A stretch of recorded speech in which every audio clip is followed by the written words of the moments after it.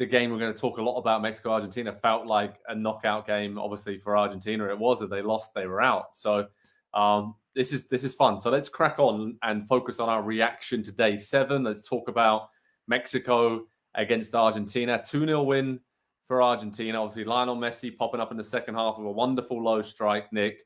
Then Enzo Fernandez with a lovely curler late on, just put a little bow on that win for Argentina. A massive one that they needed. And it didn't really tell the whole story of the game, though, did it? Because Mexico hung in there, made it very difficult for Argentina. Now Mexico are in a really tough place. But I guess for Argentina, back on track after that shock defeat to Saudi Arabia to start off the tournament. And now it looks like Messi is finally kind of getting found in the right positions by his teammates. But they did make hard work of that Argentina, didn't they?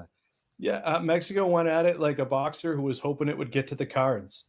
And obviously they would have been happy to have a knockout and to lay Argentina out on the mat.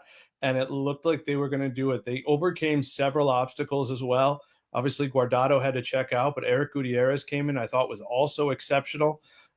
They were probably content to try and get a point and just put all their guns forward towards beating Saudi Arabia. But that man popped up, Lionel Messi, and the greatest of all time, they do that.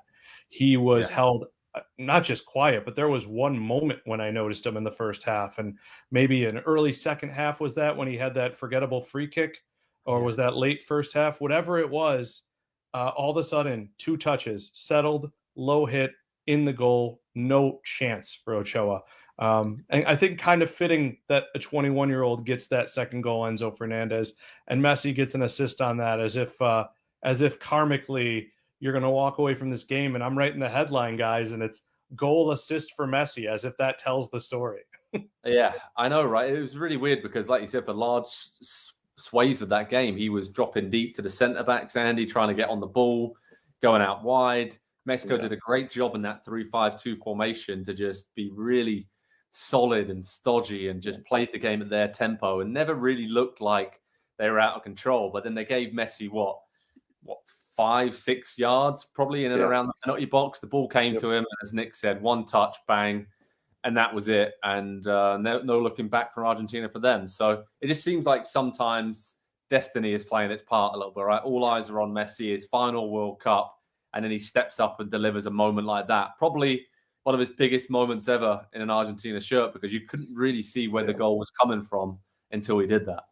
Yeah, only one of the biggest moments of his Argentina career, because it saves and prevents maybe the most embarrassing moment of his Argentina career. And so from that sense, I think it was more of a relief after the game. That seemed to be kind of the emotion on the faces of the Argentine players, as they all came together into one collective huddle and hug, and just kind of, I'm sure they were talking in the group amongst themselves, but it wasn't jubilant. It wasn't, excited to have won a game at the World Cup. It was very businesslike. And so I think there was probably to some level a realization that was not good enough. That will not be enough once we get into the knockout rounds. And I think you have to give some credit to Mexico. Their defensive performance, especially in the first half, was very good. Like Nick said, or no, Joe, like you said, that they clogged up the middle of the field. They had 3 defenders and 3 central midfielders, 6 bodies in a very tight space, in and just outside the penalty area, and said, we don't think you can break that down. And Argentina could not for 45 minutes. They couldn't for longer than that. They tried to do it one-on-one, and it wasn't until they combined a little bit and stretched the field out wide to open up a little bit of space that Messi got on the ball. And that's a goal we've seen him score 1,000 times, mostly for Barcelona, a couple times for PSG now as well. But he makes it look so easy and confident and comfortable, second nature to him.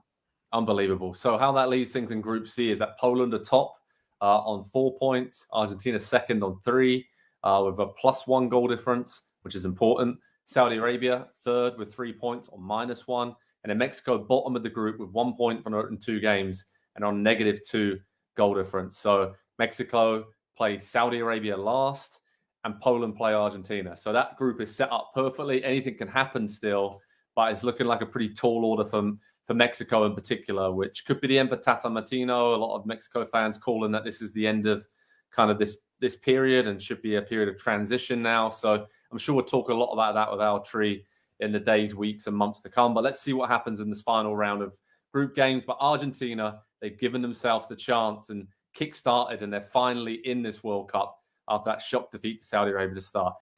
Hi there, I'm Rebecca Lowe, studio host for NBC's coverage of the Premier League. Don't forget to hit subscribe to watch more videos all season long. For even more Premier League content, from original series to live matches, head over to Peacock and be sure to tune in for Premier League mornings every weekend on USA Network and on Peacock. We will see you over there.